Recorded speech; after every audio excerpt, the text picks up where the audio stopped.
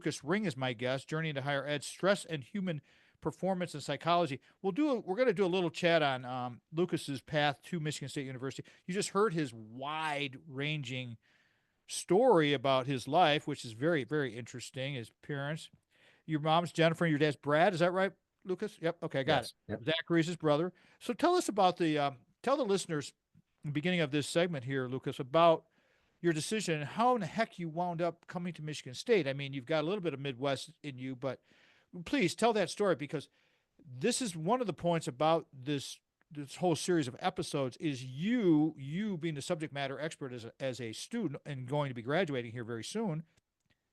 How'd you do it? What made you come here? Yeah, of course. So I think it really stems to my junior year of high school summertime, kind of the transition between junior and senior year. So in England, we call that lower sixth to upper sixth form. So during that time, I didn't in my school we didn't have a lot of support for going to American universities. I was one of the very few American students at the secondary school. Um, and so I kind of had to figure out myself. I had to figure out through my father with his knowledge, but he went to college 30 plus years ago. So had to use that, trying to find stuff on the internet, YouTube. So that was quite difficult. So I kind of had a chat with my parents. We decided that I should probably apply this around 6 schools. And one of the big criteria for me was rugby. They all had to have some sort of rugby team. So the schools I applied to were Arizona, Wisconsin, Indiana, Kentucky, um, Michigan State, and U of M. And I might be missing one, but yeah. So I got accepted into all of them except U of M, where I got waitlisted. Um, but coming out of high school, as I mentioned before, I did the International Baccalaureate program, which is a global program, and my scores were in the top 5% of the world for the success rate in those. Talk about that conference and what it did. Why did you go there, Lucas? And what did you pick up for your because you're very focused on what you want to do with the psychology and the human performance stuff and the stress. So what were you trying to achieve at that conference? Yeah, so to put it in perspective, I think the best thing to talk about first off is goals for why I went to the conference. My first goal was to literally learn. It's kind of one of my life goals right now is just be a space where knowledge to be shared is knowledge to be welcomed. Really, really just learn. We can all learn. The second part was networking, just getting to learn about other people. Again, we're using learn, but know about other people, get to hear other people's stories, and share and have the opportunity to share your story. Um, and that's kind of the biggest thing that was the goals of this conference. So kind of going on to the conference, I was going through LinkedIn one day, and a mentor of mine, his name is Dr. Pete McKnight, and he put on his LinkedIn. He's a great guy. I've been talking to him for a few weeks now. Got introduced to him through one of my labs on campus that we'll get to later. But he put on LinkedIn, all my American friends who are interested in human performance should try to go to this event. And as an undergrad, I was like, okay, perfect moment. Let's go. Let's see what this is about. I go to it. Looks like you have to apply to be invited.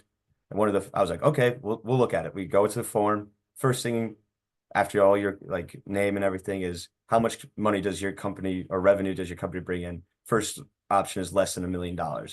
And I go, damn, like, I don't know if I don't know. So I text Dr. McKnight and I was like, hey, do you think this is worth it even applying to? And he's like, if you're interested in that, man, like, go for it. Like, try it. It's not going to harm you if you don't get in. So pick up that thread, would you please? We're talking about technology and all the things you're learning, Lucas, at your conference. We haven't really got into your specifics of education yet, but let's finish the thread on the wearables because there's a lot to that conference. I mean, please just continue that whole. What did you learn? Yeah. So as I was kind of previously saying, a lot of us nowadays, we wear what we call wearables. So watches, I won't use the big corporate names, but rings that track your sleep, bands that track your steps, big watches that tell you when someone's calling you on your phone. Um, we wear all these wearables and we think it's like, and it's great. It's great. It brings health care. It brings a lot of a different aspect of healthcare. So a lot of different people that can afford these things. So you don't need to go to the doctor to constantly check your blood pressure sometimes. You don't need to go to and pay a bunch of money to just get your vitals checked. Don't need to go to a sleep study to see how you're sleeping. So there's great ways of using these tools that we have access to. However, there's a new psychological disorder coming out. The name wasn't, it didn't stay with me in my head, or it wasn't mentioned. But what they're finding with people trying to sleep and tracking their sleep is that people want to get better sleep. We have stress, more anxiety nowadays. We want to sleep better. We want to sleep more with higher quality. And these wearables tell us how much deep sleep, light sleep, REM sleep, all these different types of sleep that we're getting.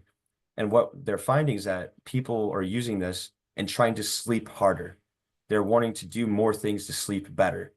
So they have like we have this idea of this 30-minute nightly routine, all right, put all your devices away, read a book, calm, like let yourself go. That's really good. But when people start to get, we call it physical arousal, they get physically aroused to sleep, aka they're like almost warming up to go to the gym to warming up to go to sleep. We're finding that it's causing worse quality of sleep, shorter duration of sleep, and then makes a vicious cycle. They're getting worse quality sleep, worse duration. So then they try harder to sleep, and it just keeps going and going and going. You tell me what was impactful to you. What did you really take away that was so cool? Yeah, so one of the biggest things that kind of goes back to my summer internship. So this summer I went to Paris, France for a 4-month internship with a company called Insignium, and they're a management consulting company that more look at how do you align your employees towards one common goal. And with this internship, I had the opportunity to co-author with Guillaume Pagiot, a 26-page white paper about how do we make AI make us more human. It's very, very different than what a lot of the media look like about what AI is with humans. So at this conference, I got the really unique opportunity to hear from a whole range of panelists, but one of the panelists I talked to afterwards, her name was Dr. Amy Smith. She's a CEO and founder, I believe, of a company called Blank Slate. And they're using AI and our cognitive functioning to basically enhance human efficiency within workplaces, teams, and groups, which is fascinating to me. I'm an advocate for AI for definitely in certain realms. And looking at Tom's face, I'm assuming we're going to get into that a little bit. So really just looking at how AI can really increase human performance. Where can it understand where we're missing gaps of knowledge or cognitive function within ourselves, especially in our team. So the example Dr. Amy Smith gave was you have 6 people in your company, you're trying to improve a product. How can we use AI to find the missing information and knowledge within those 6 people, and it can provide it, and then we have a full team working at 100%, not 96. So those little percentages do matter at the end of the day, and using AI to use our repetitive or do our repetitive and low motivational or low effort tasks is kind of how we can use AI to combine with cognitive functioning. Lucas, how would you like people to connect with you? I mean, you're getting ready to graduate. You're going to be doing some work all over the place. Please take your time. Give everybody your phone number, your email, whatever you prefer. Speaking engagements. Put yourself out there. Go right ahead. Yeah, so the best way to contact me, just for discussion, networking, and for advice on how to get through college, decisions for college. The best way to contact me is through my LinkedIn.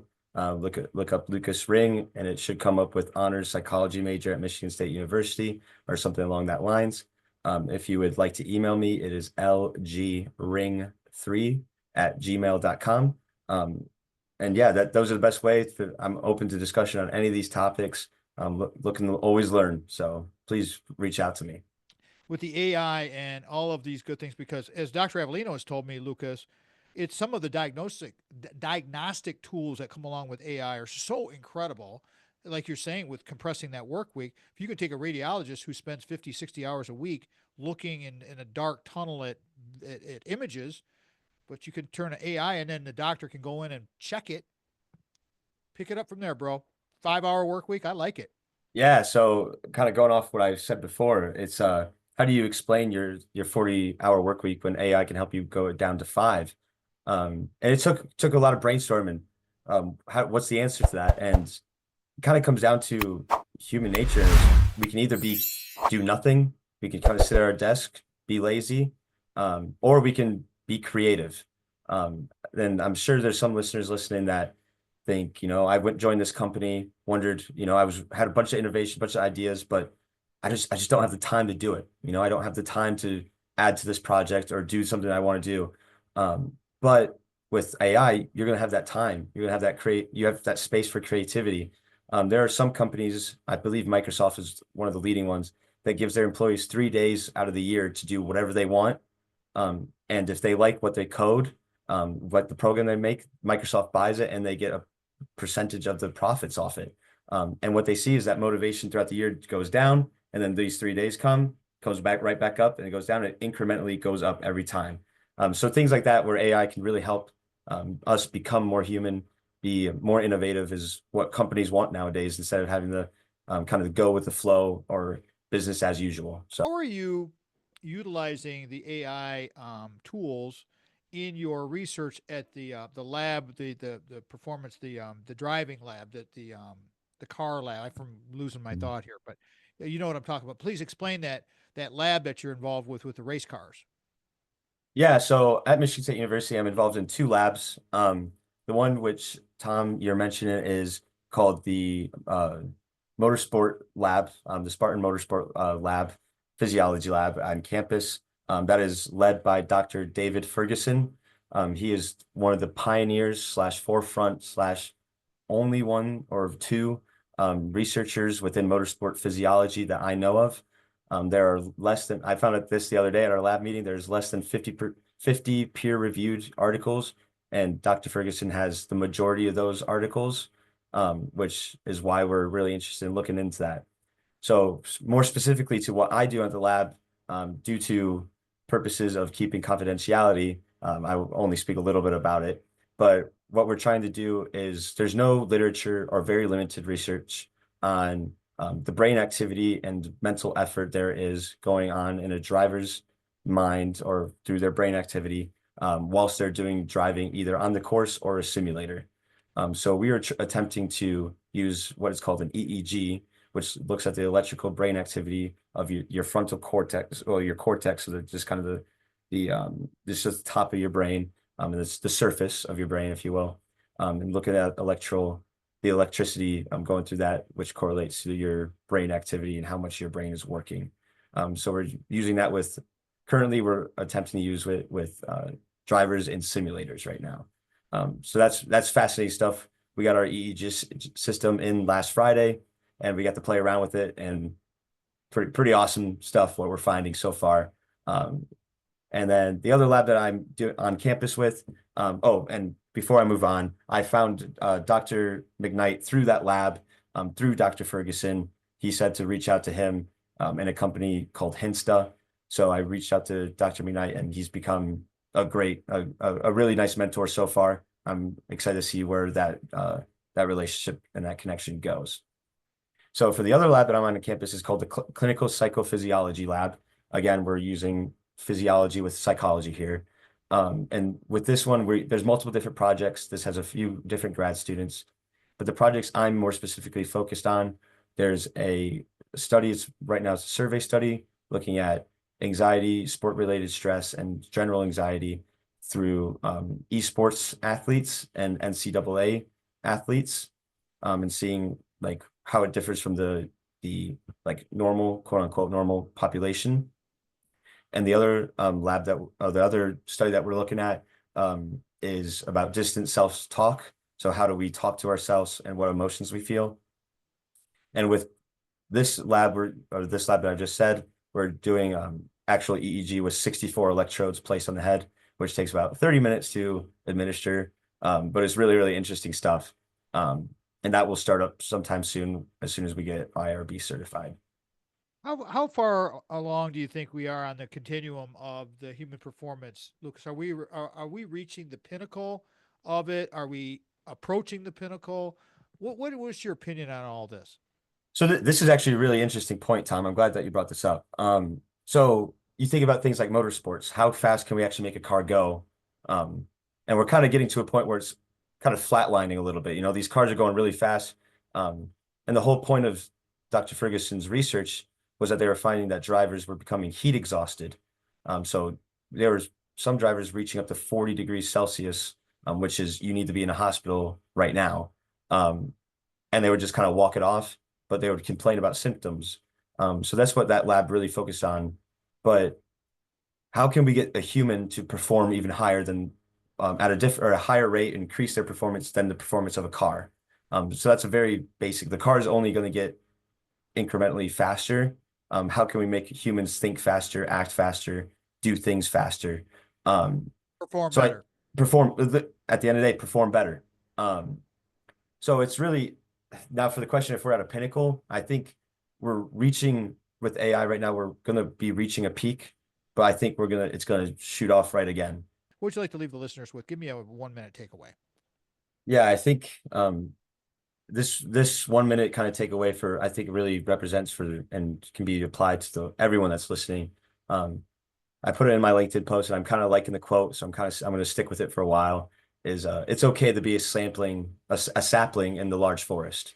Um, It really is like, especially with those that are going into college, looking into different careers, just be ready to learn, you know, be a sapling, absorb that water, absorb that knowledge, grow, watch the other trees grow in front of you, and encourage each other, you know. The human performance field is something that's growing, especially mental health. Just man, if someone's meeting expectations, congratulate them. If they're not, keep pushing them up to meet those expectations. That's what we love. That was so much fun. I love interviewing students. And Lucas Ring, God dang, that guy. Whew. Let me tell you something, people. With young people like a Lucas Ring coming in this world, I got no fear whatsoever. he's just he's just an amazing guy, and he's tough, smart. Parents did him right, very balanced, and he's just a good young man. I love him. He's awesome. So until next time, everybody. Thank you so much for paying attention to our show, following our show, being a fan of the show. We appreciate you. Love you all so very much. I'm Papa Tom. This has been the Tom Matt Show. We'll talk to you next time, everybody. Peace out. Love y'all.